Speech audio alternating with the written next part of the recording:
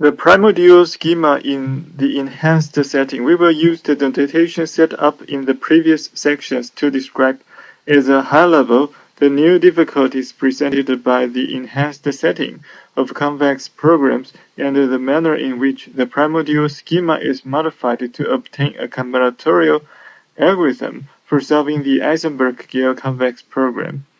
The fundamental difference between complementary slackness conditions for linear programs and KKT conditions for non-linear convex programs is that whereas the former do not involve both primal and dual variables simultaneously in an equality constraint obtained by assuming that one of the variables takes a non-zero value, the latter do.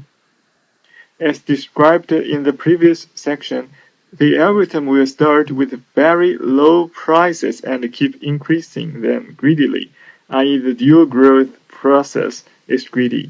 Indeed, all non-primal dual algorithms use a greedy dual growth process with one exception, namely Edmonds' algorithm for maximum weight matching in general graphs. Edmonds, 1965.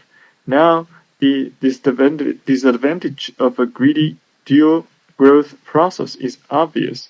The fact that a raised dual is bad in the sense that it obstructs other duals that could have led to a larger overall dual solution may become clear only later in the run of the algorithm.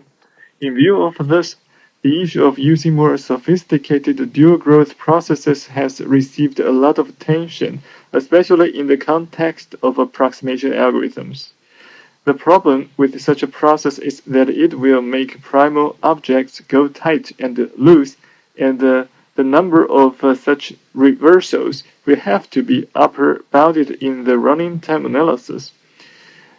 The impeccable combinatorial structure of matching supports such an accounting, and in fact, this leads to a strongly polynomial algorithm. However, thus far, all attempts at making such a scheme work out for other problems have failed.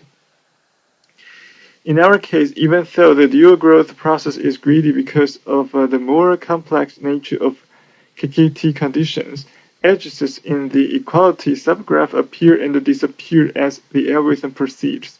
Hence, we are forced to carry out the difficult accounting process alluded to above for bounding the running time.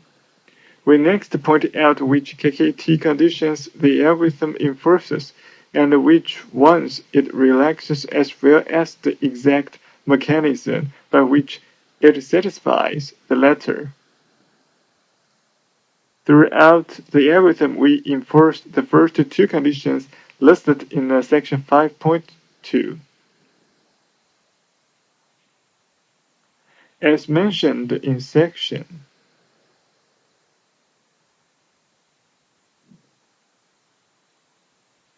5.4, at any point in the algorithm, via a max flow in the network N of P, all goods can be sold. However, buyers may have surplus money left over with respect to a balanced flow in network N of P. See section 5.7 for a definition of such a flow. Let Mi be the money spent by buyer I. Thus, buyer I's surplus money is gamma I equals to Ei minus Mi. We will relax the third and fourth KKT conditions to the following. For all I in B, for all j in A, Uij over Pj is less than or equals to the summations of Uij times Xij summing for all those j in A over Mi. For all I in B and for all j in A, Xij greater than 0 implies that Uij over Pj equals to the summations of Uij times Xij summing for all those j in A over Mi. Consider the following potential function.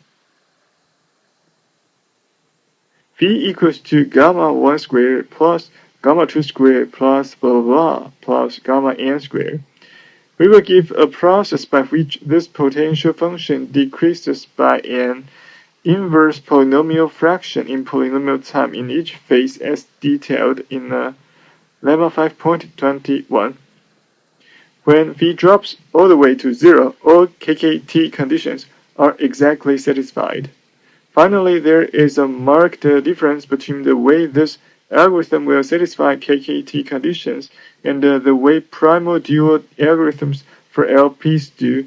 The latter satisfy complementary conditions in discrete steps, i.e. in each iteration.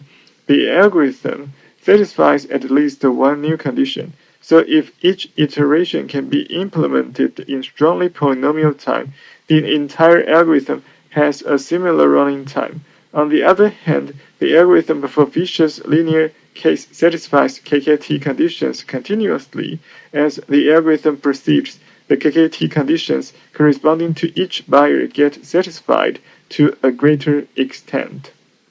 Observe that at the start of the algorithm, the value of phi is a function not just of the number of buyers and goods but of the length of the input, since it depends on the money processed by buyers.